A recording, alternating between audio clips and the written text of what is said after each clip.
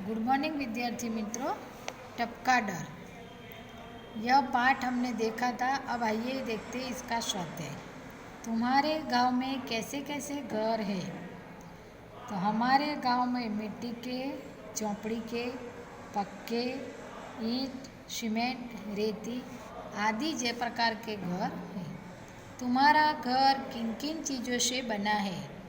तो हमारा घर ईंट, सीमेंट, रेती आदि से बना है।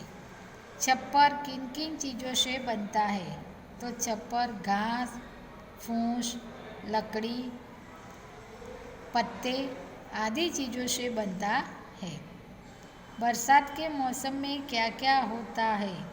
बरसात के मौसम में बादल गरजते हैं, बिजली चमकती है, जोरों से हवा चलती है और मेढक बोलने लगते हैं, मोर टहकने लगते हैं आदि कई तरह के फेरफार होते हैं।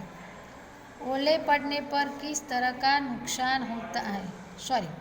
ओले पड़ने पर तुम लोग क्या करते हो?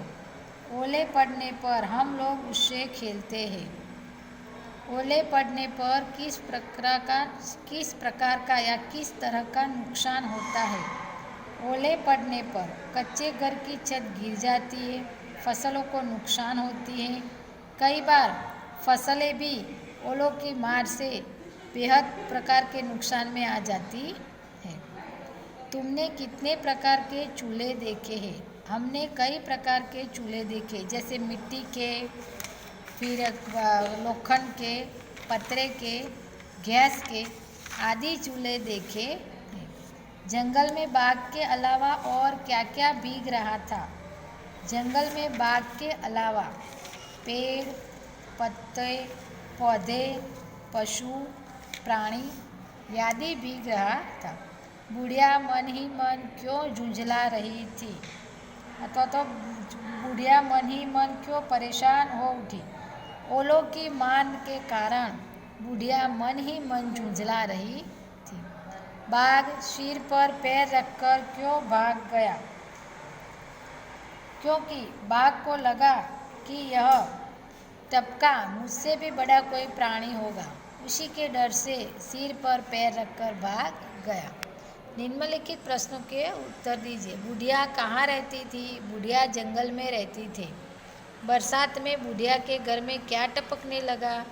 पानी टपकने लगा। ओलों की मार से परेशान होकर बाघ कहाँ आ गया? ओलों की मार से परेशान होकर बाघ बुढ़िया के छत के नीचे आ गया। पानी टपकने की आवाज़ टप टप होती है। बुढ़िया को सबसे ज़्यादा डर टपका डर से लगता है। बुढ़िया की बात सुनकर बाघ ने सोचा कि यह टपका डर मुझसे जी बड़ा प्राणी होगा। यही सोचकर वह सिर पर पैर रखकर भाग गया।